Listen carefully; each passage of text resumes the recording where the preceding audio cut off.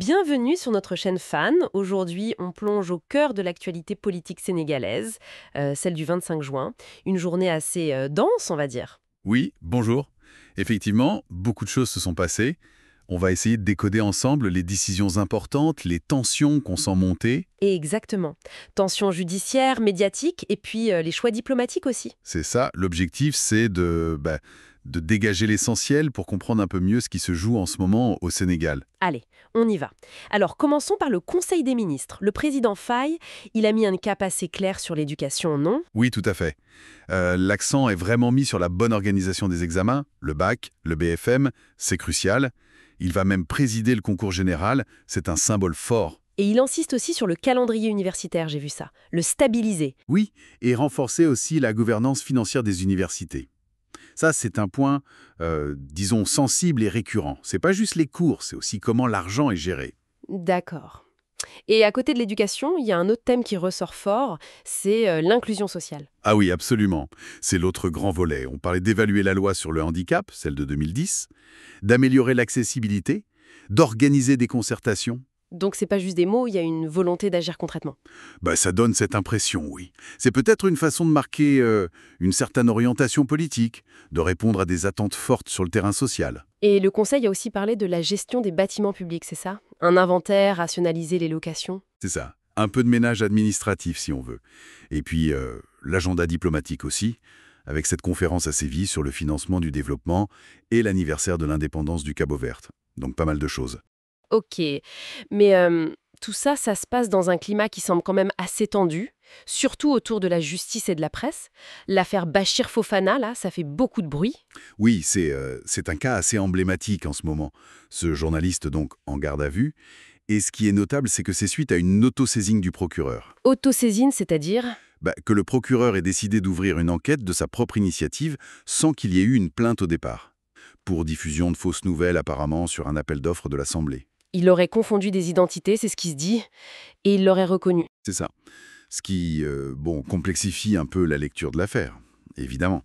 Mais au-delà du cas personnel, Oui, j'allais dire, ça dépasse le journaliste lui-même, on dirait. Ça cristallise d'autres choses, hein. exactement. On voit des réactions politiques assez vives, le député Pape Djibril Fall qui parle d'emprisonnement qui ne dit pas son nom, l'ex-ministre Papa Malick Ndour qui évoque un malaise profond. Ça montre que c'est perçu comme symptomatique. Et en plus, le président de l'Assemblée nationale, El Malick Ndiaye, il porte plainte de son côté, contre Fofana et un autre journaliste, Adama Gaye. Voilà. Donc ça renforce ce climat de tension entre une partie du pouvoir et certains médias. Et ça soulève la grande question, hein. Où est l'équilibre? Lutter contre la désinformation, oui, mais sans brider la liberté d'expression. C'est un test, clairement. D'accord. Et il y a d'autres affaires judiciaires en cours qui sont mentionnées aussi, la Diop, Ismaïla Madior Fall. Oui, quelques mentions rapides qui ajoutent à ce sentiment que le front judiciaire est actif, disons. Et sur le plan économique, alors là, la presse ne mâche pas ses mots, j'ai l'impression, des titres assez durs. L'économie est plombée, gestion budgétaire incohérente. Oui, c'est un autre front de tension. Ces titres sont forts. Ils pointent du doigt un manque supposé de cohérence, de transparence, de redevabilité, comme on dit, c'est-à-dire l'obligation de rendre des comptes. Ça vise directement le ministre des Finances, apparemment. Il est mentionné, oui. Mais au-delà d'une personne, ça interroge plus largement la gestion publique. On lit aussi des choses sur une guerre des postes dans l'administration, des questionnements sur qui bloque quoi. Pour que un débat public assez vif sur l'efficacité et la transparence du gouvernement. Tout à fait.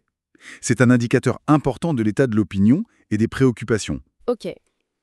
Pour finir, un point qui a marqué les esprits sur la scène internationale, cette histoire de candidature de Macky Sall à l'ONU. Ah oui, la confirmation officielle est tombée. La ministre des Affaires étrangères, Yacine Fall, a été très claire. Le Sénégal ne soutiendra pas la candidature de l'ancien président. C'est une décision forte quand même, hein. Très forte, oui. Significative. Il faut se rappeler que cette éventuelle candidature, elle divisait déjà beaucoup au Sénégal.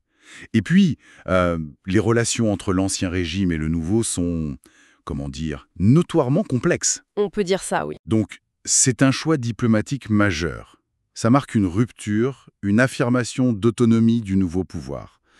Et ça aura forcément des conséquences, des répercussions, à suivre de près. Bon, alors si on essaye de synthétiser tout ça, d'un côté, on a un gouvernement qui affiche des priorités claires. Éducation, inclusion sociale. C'est ça, des intentions affichées, une feuille de route sur certains points. Mais de l'autre côté, des tensions bien réelles. Judiciaires et médiatiques, avec cette affaire Fofana qui pose beaucoup de questions sur la liberté de la presse. Oui, et puis économique aussi, avec ses critiques assez virulentes sur la gestion budgétaire, la transparence, et enfin cette décision diplomatique concernant Macky Sall qui redessine un peu les lignes. Donc un tableau assez contrasté finalement, entre les volontés affichées et les défis bien présents sur le terrain. Exactement. Et ça nous amène peut-être à une question un peu plus large pour la suite. Oui. Face à toutes ces turbulences du moment, ces priorités immédiates, ces critiques sur la gestion, comment est-ce qu'une vision à plus long terme, on entend parfois parler du projet Vision Sénégal 2050, comment est-ce que cette vision peut vraiment prendre corps, fédérer et orienter l'action? Comment dépasser le court terme? Excellente question pour la suite en effet, ça donne matière à réfléchir. Dites-moi en commentaire ce que vous en pensez. Tout à fait. Merci beaucoup d'avoir écouté cette analyse. Surtout, n'oubliez pas, abonnez-vous et likez.